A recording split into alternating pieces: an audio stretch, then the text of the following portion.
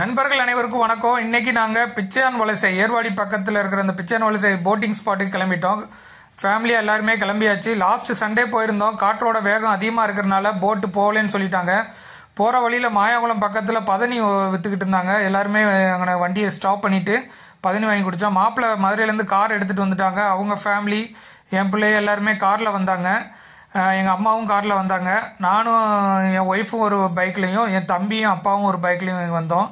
ஏன்னா அவ்வளோ பேரும் அந்த காரில் ஏற முடியல, சின்ன கார் தானே, அதனால் ஏற முடியல. அதனால் அங்கே பதனி வாங்கி குடித்தோம். ஒரு பதனி வந்து 12 ரூபா, நல்லாவே இருந்துச்சு, டேஸ்ட்டாக இருந்துச்சு. அதோடு அங்கே கொஞ்சம் நேரம் நிப்பாட்டி அந்த மரத்து நிழலில் அந்த பதனியை வாங்கி குடித்தோன்னா அந்த வெயிலுக்கு நல்லாவே இருந்துச்சு. சுத்தமான பதனியாக தான் இருந்துச்சு. காலையில் வெறும் வயிறு வேறு, ஏன்னா எதுவுமே சாப்பிடல, நேரத்தோட கிளம்பிட்டோம். நாங்கள் டீ மட்டும் ஏதோ குடித்தோன்னு நினைக்கிறேன். சில பேர் டீ குடித்தோம், சில பேர் டீ குடிக்கல. அதோட பதனியை வாங்கி நல்லா குடிச்சாச்சு.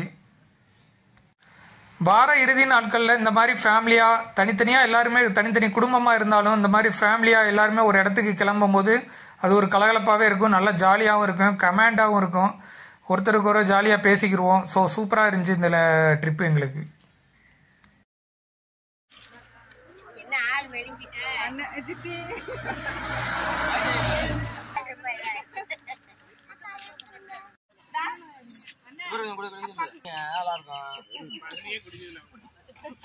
இருக்கீங்களா நீங்க பாருங்க குலாபி மாறி ஒரு மணி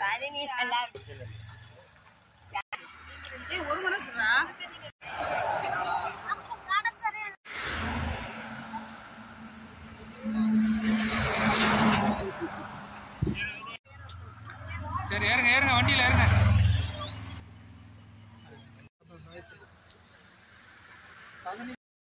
மாப்பிள்ளை வந்து நேற்றே வண்டி எடுத்துகிட்டு வரேன், கார் எடுத்துகிட்டு வரேன்னு சொல்லியிருந்தா. நாங்கள் இன்றைக்கி வந்து குருசடை தீவுக்கு போகலான்னு தான் ஒரு பிளான் பண்ணியிருந்தோம் ஏற்கனவே. ஆனால் வந்து வண்டி எடுத்துகிட்டு வரேன்னு சொல்லியிருந்தா நாங்கள் அங்கே தான் போயிருப்போம். வண்டி திடீர்னு தான் வண்டி எடுத்துகிட்டு வந்தாங்க மாப்பிள்ளை. அதோட பார்த்தீங்கன்னா சரி பக்கத்தில் இருக்கிற அந்த போட்டிங் ஸ்பாட்டுக்கு நம்ம கிளம்பிடுவோம் அப்படின்னு போனோம். லாஸ்ட்டு சண்டே வந்து போட்டிங் ஏற முடியல. இந்த சண்டே வந்து ஒரு ட்விஸ்ட் இருந்துச்சு. கடைசி வரைக்கும் இந்த வீடியோவை பாருங்கள். போட்டிங் ஏறினமா ஏறலையான்னு கடைசியில் உங்களுக்கு தெரியும். ஸோ இந்த வீடியோவை ஸ்கிப் பண்ணாமல் கடைசி வரைக்கும் பாருங்கள். நிறைய இன்ட்ரெஸ்டிங்கான விஷயங்கள் இருக்குது. So watch, continue.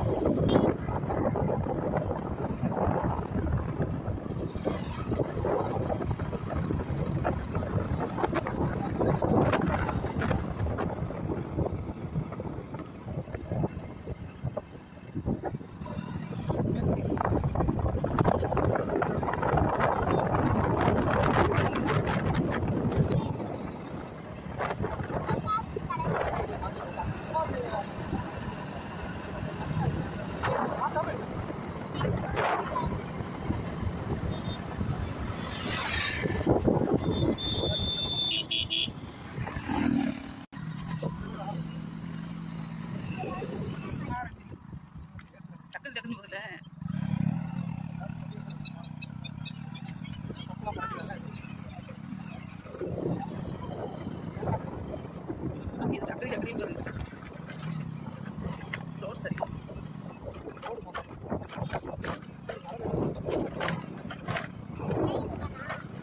வரப்போதா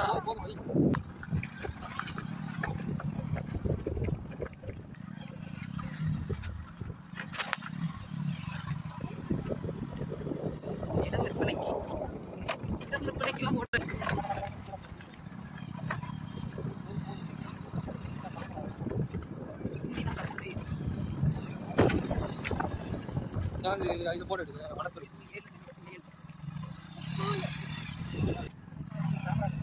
ஆடிச்சு போனி இந்த மயில் இந்த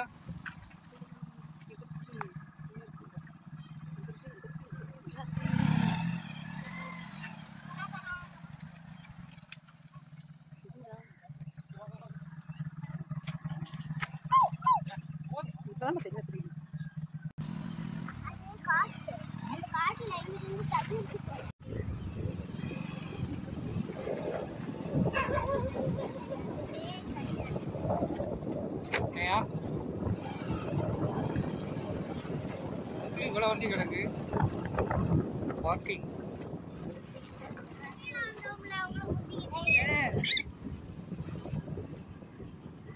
பைக் அனுப்பி விடுவோமா?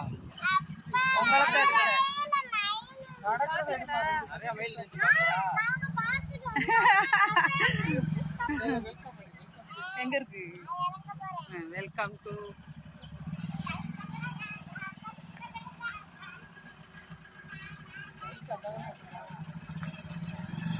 என்ன விடுறதுனால விட்டுருங்க.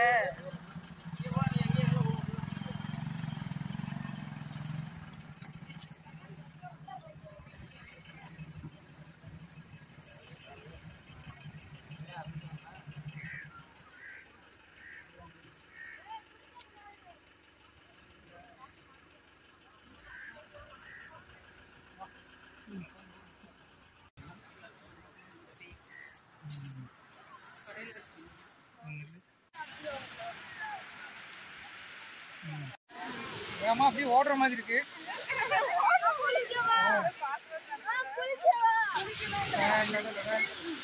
அதனால விட மாட்டேன். அலை அதிகமா தான் இருக்கு.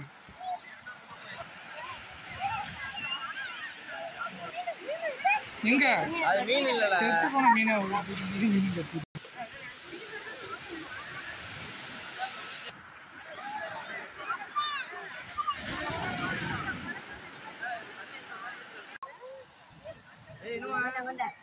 தண்ணி இவ்வளோ ஏறுது.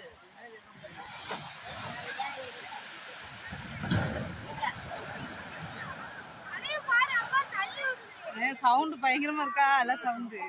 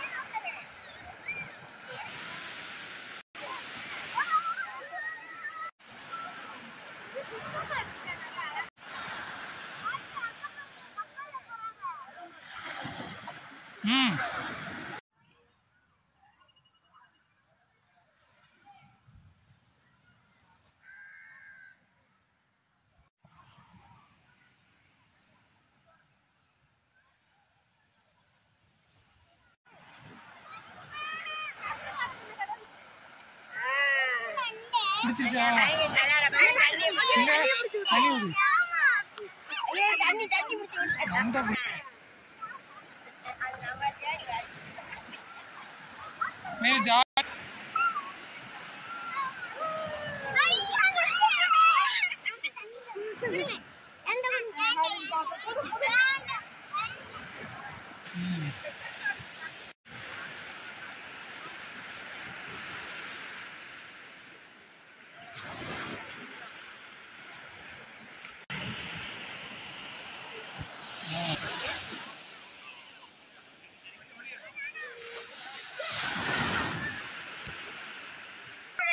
பாப்பா உட்கார எடுத்து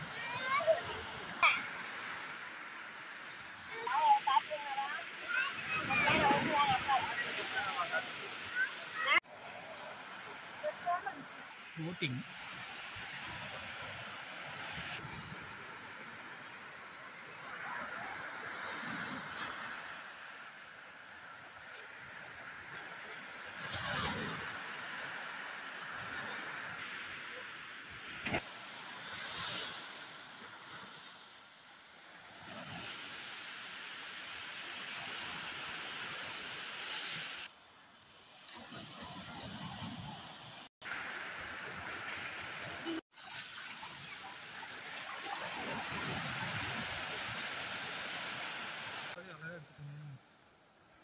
தெரியுதா தெரியுதா? இன்னைக்கு நாங்கள் வந்து பிச்சான் வலசை கடற்கரைக்கு தான் வந்துருக்கோம். ஏர்வாடியில் இருக்குது. கடலில் அலை அதிகமாக இருக்குது. ஸோ போட் போகல. நாங்கள் கடற்கரையில் இன்னைக்கு குளிக்கலாம். நல்லா இருக்குது. ஆனால் குளிக்கிறதுக்கு நல்லா இருக்குது. இன்னைக்கு அலை அதிகமாக தான் இருக்குது.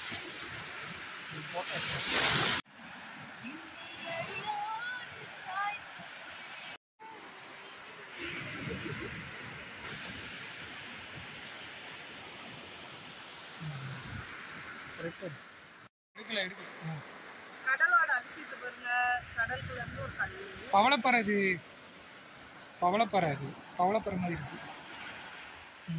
கலர் கலரா இருக்கு சுத்தி தான். பார்க்கவே அழகா இருக்கு.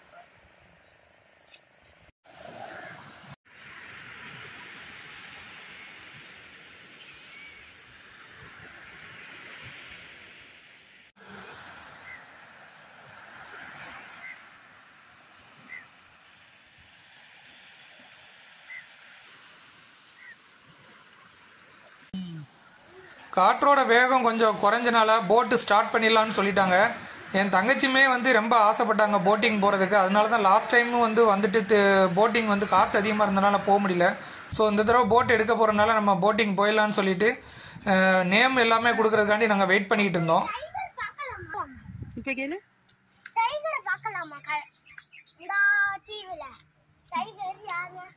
ஆமா இதெல்லாம் இருக்கும்.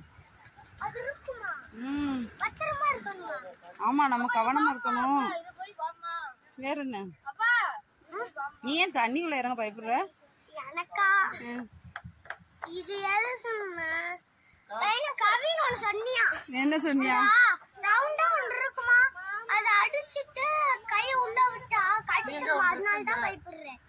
அது என்னது கவின்? அது என்னது? வந்துருச்சுனா ஜெல்லிஃபிஷா? வட்டமா போட்டு மண்ணுக்குள்ள புதைஞ்சிருக்கேன். புள்ளியா திருப்பி பார்த்துட்டு வாய் இருந்துச்சுனா ஸ்டார் ஃபிஷ்ஷா? தொட்டாதீங்க. அது விக்கி மண்ணா இருக்கு. பெரிய ப்ராப்ளம்.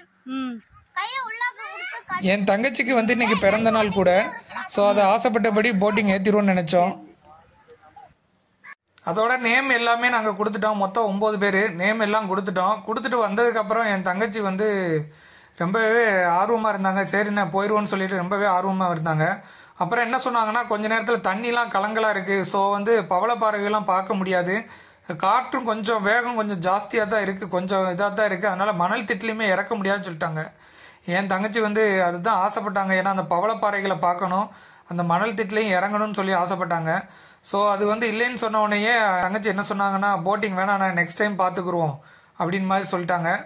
நானும் ரொம்ப இல்லைம்மா போயிட்டாவது வருவோன்னு சொன்னேன். இருந்தாலும் வேணாண்ணே, நம்ம அந்த முக்கியமாக பார்க்குறது அந்த பவளப்பாறைகள் இதுதான் பார்க்கணும், அதனால் வேணாண்ணே அப்படின்னு மாதிரி சொல்லிட்டாங்க.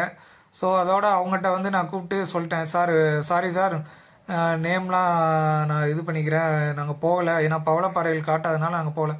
It's okay sir, no problem. நீங்கள் நவம்பர் மாதம் டு மார்ச் மாதம் வந்தீங்கன்னா பவளப்பாறையை நல்லா பார்க்கலாம். தண்ணி தெளிவாக இருக்கும், காற்றோட வேகமும் கம்மியாக இருக்கும்.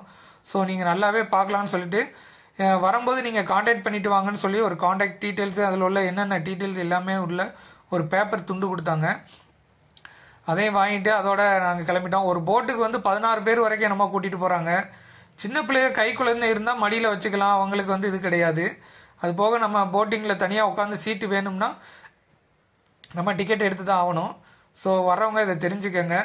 அது போக வந்து அங்கே வந்து இந்த கடல் தண்ணியில் குளித்தனால ரொம்பவே வாயெல்லாம் உப்பாக கச்சி கிடந்தது. அதோட அங்கே ஜூஸ் வாங்கி குடிச்சிட்டு அதோட அங்கே எங்கள் அம்மா எல்லாருமே உட்காந்து அங்கே ஸ்நாக்ஸ் எல்லாமே வாங்கி சாப்பிட்டோம்.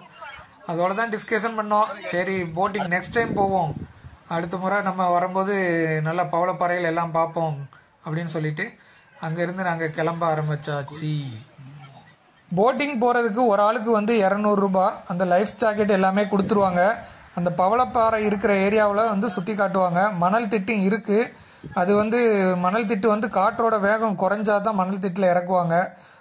கிட்டத்தட்ட பார்த்தீங்கன்னா ஒரு போட்டிங் உள்ளக்க கடலுக்குள்ளே போயிட்டு வர எவ்வளோ நேரம் எடுக்கும்னா கிட்டத்தட்ட ஒரு 1/4 மணி நேரத்துலேருந்து 20 நிமிஷம் வரைக்கும் டைம் எடுக்கும். ஸோ போட்டிங் போகிறவங்க முன்னாடியே பிளான் பண்ணிக்கோங்க. அந்த நம்பர் காண்டாக்ட் நம்பர் இருக்குது, நான் அந்த டிஸ்கிரிப்ஷன்லேயும் கொடுக்குறேன். அந்த காண்டாக்ட் நம்பருக்கு கால் பண்ணி கேட்டுட்டு போங்க போட்டு போதா போகலையான்னு. ஏன்னா அப்பப்போ நிப்பாட்டி போட்டுறாங்க. கிட்டத்தட்ட பார்த்தீங்கன்னா கொஞ்ச நேரத்தில் ஆரம்பித்து 11 மணிக்கு காலையில் நிப்பாட்டிடுறாங்க, 2:30 மணிக்கு நிப்பாட்டி போட்டிடுறாங்க. அதனால் போகிறவங்க கேட்டுட்டு போங்க. ஓகே ஃப்ரெண்ட்ஸ், தேங்க்யூ ஃபார் வாட்சிங்.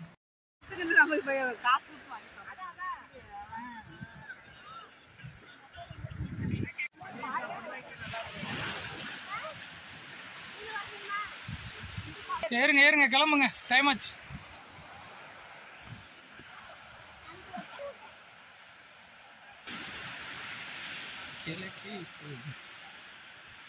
எடுங்க. சரி கிளம்பிடுமா?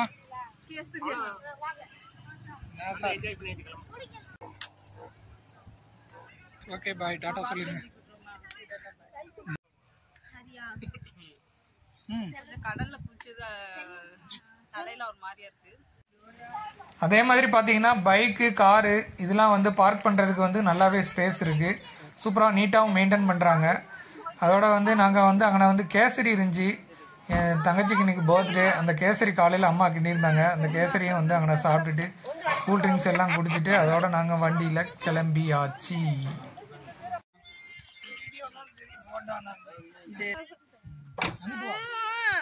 இருப்பா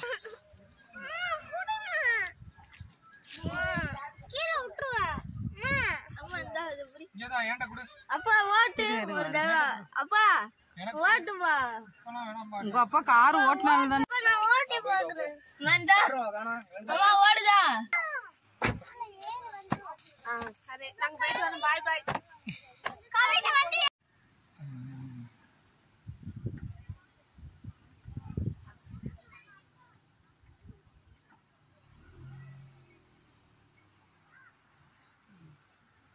மதுரை தமிழ்நாடு.